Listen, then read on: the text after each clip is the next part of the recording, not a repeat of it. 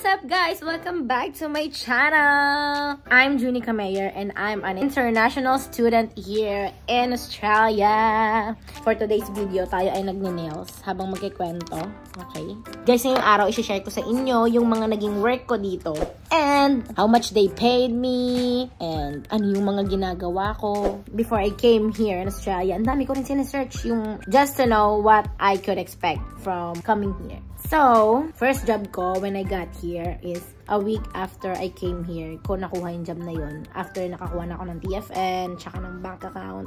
So, yun yung mga first thing mong kailangan. TFN, which is tax file number, nakukunin siya online. Guys, walang bayad to guys. So, kayo magpabudol sa mga may bayad na TFN. Tax file number and bank account. Once you got those, medyo madali na lahat. Nakakuha ako ng job, which is front of house. Front of house, guys, is para siyang waitress. Ganyan. Yung magdi-deliver ka ng food, magbabas out.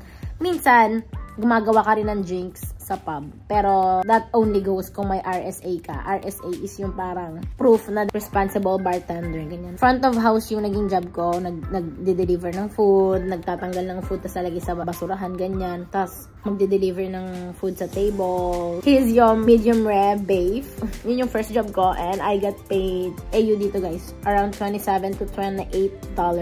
And that's for weekdays. Kapag weekends, tsaka kapag night shift, iba pa yun guys. Kapag weekends, mga ano yan, nagre-range siya around $35, ganyan. Next na work ko naman is cleaning job. Nag-housekeeping ako and I got paid around $26, ganyan. And expect the unexpected, nagbe-bedding kami, tapon ng basura, toilet, kitchen, maglilinis ka doon, hugasan mo yung mga ano. Per hour naman yung bayaran dito. So, ayun, 26 per hour naman yun. Pag nagkaka-work ako guys, tinatry ko talaga i-enjoy and I try to see the good in it. Talagang nagme-make friends ako kasi para meron kang something to look forward to sa work kada papasok ka, diba? I do that. And nagkukuskus ng inidoro, nag-aayos ng mga toiletries, kanya naglilinis, kuskus ng salamin, ng floor, magmamap, vacuum, tapos may trolley kayo nung dala-dala every room na pupuntahan nyo. May linen service, which is yung mga resident na doon, or basta linen lang yung change nyo. Meron ding full-on departure or may dadating na bago. So, kailangan yung linisin totally lahat. Dapat walang mintis, magdadusting ng mga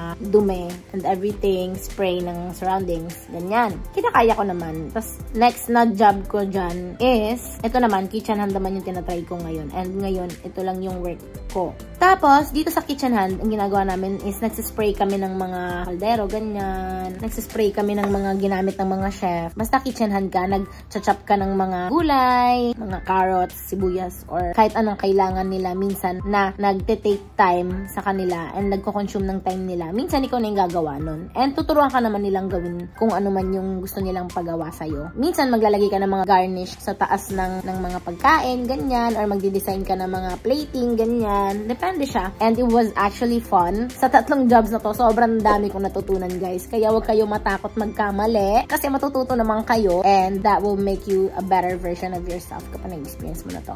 And sinabi ko sa sarili ko na kapag pumunta ako ng Australia, I'll try everything and hindi ako mamimili ng work, ganyan. Although I'm a multimedia arts in the Philippines, pagpunta dito sabi ko, tatry ko housekeeping, cleaning job, and mga ibang job, ganyan. And I did. Si Eunice, trinay niya din mag-apply sa ganito. Pero wala, dun talaga siya sa marketing and magaling talaga siya dun and she's very passionate about it. So, yung ginawa ko is hindi naman siya like selling yourself short or settling for less. It's just merely getting experience. And dito guys, walang social status kahit anong gawin mo, kahit anong job mo. Wala silang pakialam and they don't usually ask you, what do you do for a living? Hindi usual question yun dito. Lalo na kapag local ka. Karamihan ng local na encounter ko dito, hindi nagtatanong ng, what do you do for a living? How much do you get paid for it? Walang ganon. Kahit maging sino ka man, pantay-pantay ang tingin dito.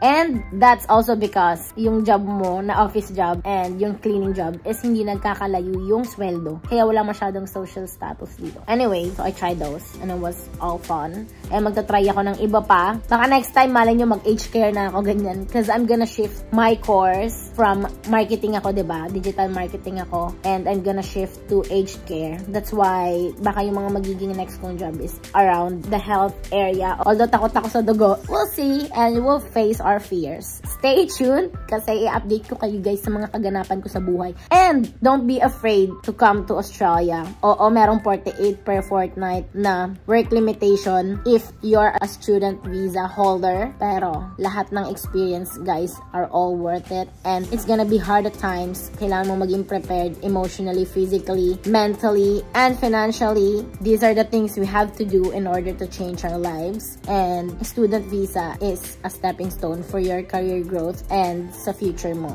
So, yun guys, ang dami ko ring na-enjoy pagpunta dito sa Australia. Masarap gumala dito guys kasi walang bayad yung mga beach dito. Kaya masarap gumala. You can go for free. Just bring your food if you want. Tapos, road trips kapag meron kayong friend na may car. That's a perks. And pwede rin kayong mag-rent. Tapos, started going to the gym pagdating ko rin dito. Started seeing the world more. Trips, concerts, and I liked sports more pagdating ko dito. So, yun yung mga difference na hindi ko nagagawa sa Philippines. Just cause, I don't even know why, pero feeling ko hindi siya accessible for me or I didn't have the time. Either I didn't have the money or the time. Ganyan. So anyways, kung gusto nyo pumunta dito guys on a student visa o kaya skilled migration visa, Pathway to Oz will help you and they have a consultation fee for $150 for skilled migration visas. And they will help you through it all for free if you wanna come here on a student visa. Yun guys, don't hesitate to contact Pathway to Oz. See you on my next one, guys. Ask away, comment down below your questions and I will answer it on my next video. See you on my next one. Peace.